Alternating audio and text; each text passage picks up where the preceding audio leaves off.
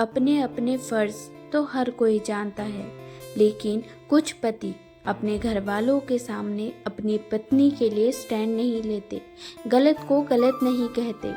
अगर वहीं एक पत्नी के सामने अगर घर का कोई सदस्य उसके पति का अपमान करता है तो पत्नी कभी बर्दाश्त नहीं करती, माकूल जवाब देती है उसकी बातों का।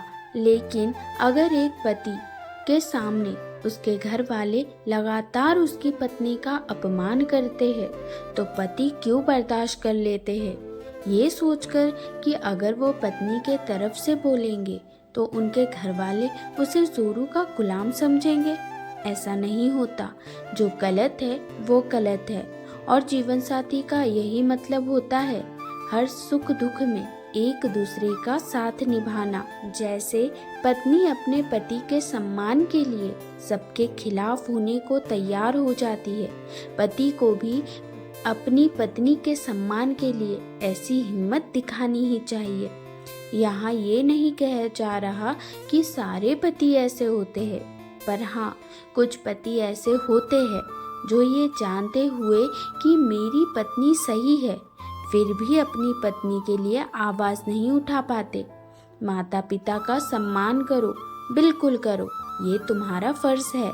भाई बहन को प्यार करो, बिल्कुल करो, क्योंकि वो तुम्हारे अपने हैं और तुम्हारा उनसे खून का रिश्ता है।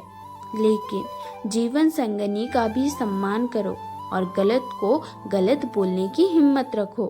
अपनी पत्नी से भी प्यार करो, क्योंकि उसने अपना सर्वस्व तुम्हारे ऊपर न्यौछावर कर दिया है। तो अगर वो सही है, तुम्हें हर हाल में उसका साथ देना ही चाहिए, और अगर वो गलत है तो उसे उसकी गलती समझाना भी एक पति का ही फर्ज होता है, ना कि ताना मारकर उसे और गलतियां करने के लिए उकसाना। क्योंकि जीवन की सबसे बड़ी सच्चाई ये है कि सर्वगुण संपन्न कोई नहीं होता, ना ही आपकी जीवन संगिनी और ना ही आपके घर वाले और ना ही आप खुद।